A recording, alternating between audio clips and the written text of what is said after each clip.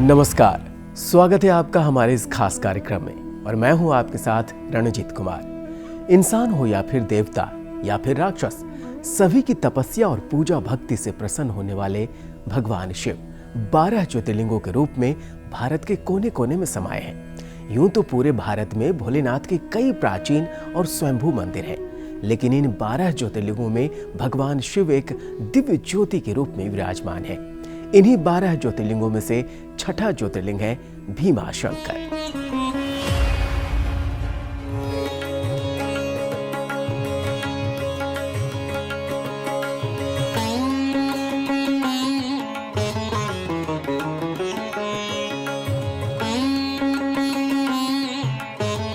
महाराष्ट्र के पुणे से लगभग 110 किलोमीटर दूर शिराधन गांव के सह्याद्री नामक पर्वत की हरी भरी वादियों से घिरा भगवान शंकर के 12 ज्योतिर्लिंगों में छठा ज्योतिर्लिंग है भीमाशंकर।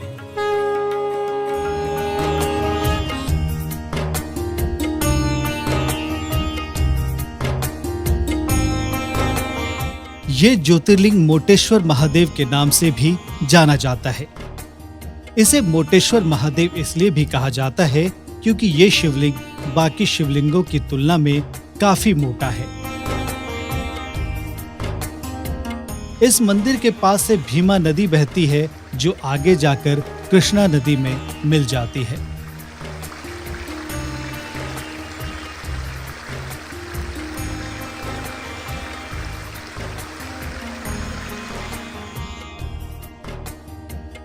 भीमाशंकर ज्योतिर्लिंग अमोघ है, इसलिए कहा जाता है कि इस ज्योतिर्लिंग के दर्शन करने मात्र से ही भक्तों की सारी मनोकामनाएं पूर्ण हो जाती है। यहाँ के बारे में मान्यता है कि जो कोई भक्त सूर्योदय के बाद सभी 12 ज्योतिर्लिंगों का ध्यान करते हुए इसके दर्शन करता है, उसके सभी पाप धुल जाते हैं।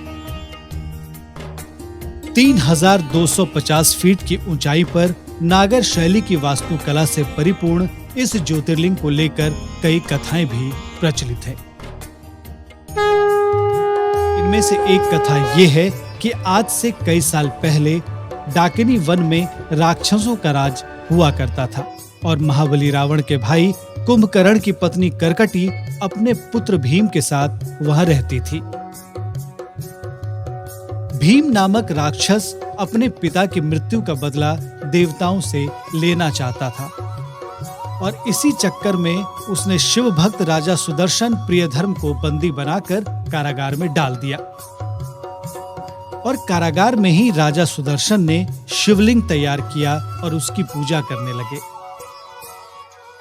जब राक्षस भीम को इस बात का पता चला तो ये बात उसे नागवार गुजरी और कारागार जाकर इस शिवलिंग को तोड़ने की ठानी। कारागार पहुंचकर दुष्ट राक्षस ने जैसे ही अपनी तलवार से शिवलिंग पर प्रहार किया, उसी दौरान भगवान शिव उस शिवलिंग में से प्रकट हुए और राक्षस भीम का वध किया। तब से ही देवताओं के अनुरोध पर देवों के देव महादेव वहां ज्योतिर्लिंग के रूप में स्थापित हो गए।